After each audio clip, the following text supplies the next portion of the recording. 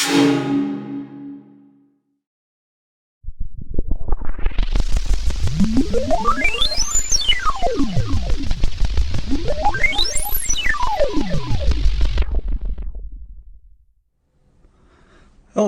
my name is Mabrito. I'm a professor of English at Purdue University Northwest, and my presentation today is on collaborating with generative artificial intelligence in the classroom. And before I begin, I'd like to focus in on this idea of collaboration. Since we probably have all done it professionally, we like to do it in the classroom with our students. What does it mean to collaborate? Now, I don't know about you, but when I ask students to do this focus in on the meaning of a word, typically they'll type it in Google and you'll get one of two responses. Wikipedia says, or the Merriam-Webster Dictionary says. And I'll be just as shameless here in my approach today, but I'll go a little more old school and consult the Oxford English Dictionary or the OED. So if you look up collaboration in the Oxford English Dictionary, you get two definitions, and this is the first one. United labor, cooperation, especially in literary, artistic, or scientific work. Now, this is pretty close to how most of us would probably think of collaboration, the idea of working together. Of course, in modern times, we would extend it beyond just literature, art, and science, but the idea of cooperating, two or more people working together to achieve some sort of goal. Now, if we look at the second definition, it says traitorous cooperation with the enemy. Now, this is a specialized definition that comes to us from wartime, the idea of colluding with the enemy, of working with the enemy. Now, if you're engaged in this kind of collaboration, obviously you don't want to publicly share this because we know traitors were imprisoned or executed. So two sort of different sides of the coin there in terms of how collaboration is perceived, at least through the OED definitions. Now, why is this useful? Well, because when we talk about collaborating with generative AI in the classroom, there seems to be a spectrum of approaches and ideologies, and I think it can be summarized something like this. On the one end, there are the educators who want to ban the use of generative AI in the classroom, or at least heavily police it. So they see that collaborative act as being more the second definition, traitorous cooperation, if you will. On the other side of the spectrum are those who want to fully integrate it into the curriculum. So they're more in line with the sort of united labor cooperation. This can be a successful collaboration. And then, of course, you have a range of approaches and ideologies in between those two ends of the spectrum. I don't think either end of the spectrum necessarily would work or be useful to us for a variety of reasons. And why is that? Why are we concerned when students work with generative artificial intelligence in the classroom? And I may be stating the obvious here, but I'll outline two areas. One is the area of content and thinking concerns. In other words, a lack of critical thinking and questions of authenticity. So we are concerned if students are using a tool like GAI, are they actually doing the work? And then whatever they produce, is it really authentic because they didn't do it by themselves? They had the help and use of the GAI tool. The other question is questions of assessment. So again, because we have this product, whatever it is, text or an image or video, whatever is produced, it wasn't solely produced by the students. So what are we assessing exactly? How are we assessing it? And in a moment of frustration, we may even ask, why are we even bothering to assess it? Now, these are legitimate concerns indeed. And really the only way around these concerns is to really focus in on how we're using GAI in the classroom and how students are interacting with it. So what I would propose here is, in keeping with this idea of collaborating, the notion that we can do this, that we can use generative AI in the classroom with the intent of creating co-authored content between the student and the GAI.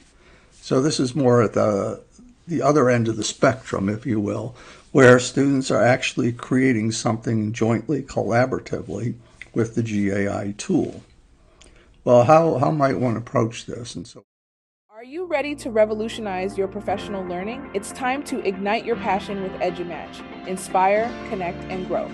Access over 150 professional learning facilitators and explore a wide range of educational topics. This is not just professional development, this is a movement. Discover how EduMatch can support your school or district. Connect with us today and make a world of difference for your students. To learn more, visit us online at edumatch.org. And so what I would suggest is this is a log that I use with students anytime they're about to use generative AI.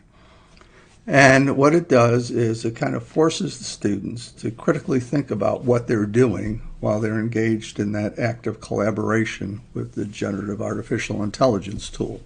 So the starting point is for them to define goals and expectations.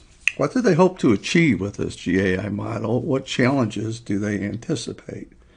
Now, one thing that might occur to you is for this to be successful, this does require some heavy lifting, if you will, on the instructional side.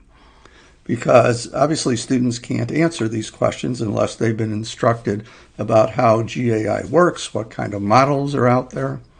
So the next step is to demonstrate procedural awareness. In other words, now we're asking the student, how are you going to do this collaboration? How are you interacting with the GAI?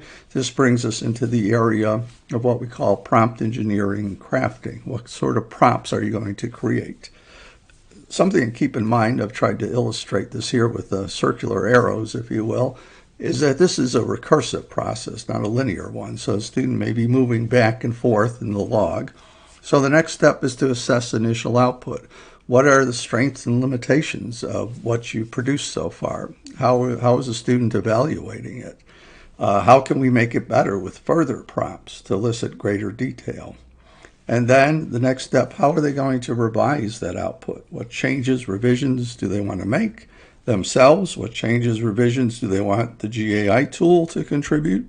And again, this might force them back up into the earlier stages of the log, doing more prompting.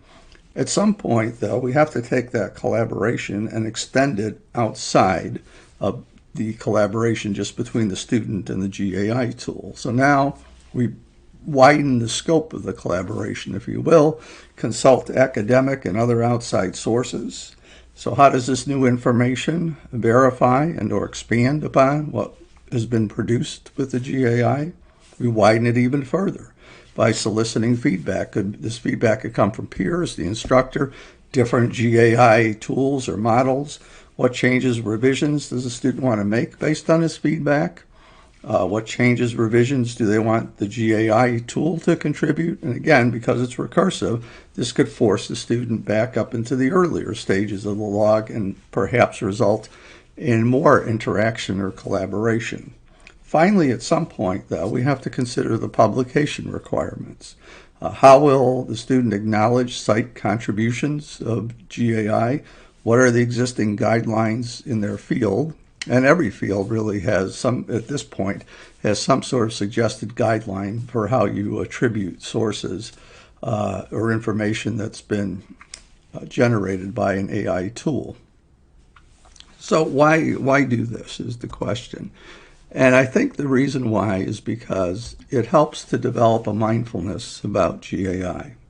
It helps students to critically think about what they're doing when they collaborate with the GAI tool. So they're not just what I call plugging and chugging. By that I mean, and you see a lot of this now, at least I do, where the student will put in one request, one prompt into some sort of GAI tool, get some output, copy, paste, and call it a day, which, as you know, is probably not going to work and not be very successful. So we're trying to get them to think critically about what they're doing and why they're doing it when they're engaged in this collaboration. I would hope also that it encourages classroom conversations about the roles GAI may or may not play in developing content. In what context would we use it, and what context might we not use it? Is it more effective in certain circumstances and not in others? Finally, we're helping students, I think, to develop skills working with GAI for future endeavors. And that's really the point here, is that GI isn't going to go away. It's heavily used in the workplace, so we're trying to develop these skills so students have them, not only in the classroom, but also outside of the classroom. So that's my presentation today, and that's my contact information there, and I thank you.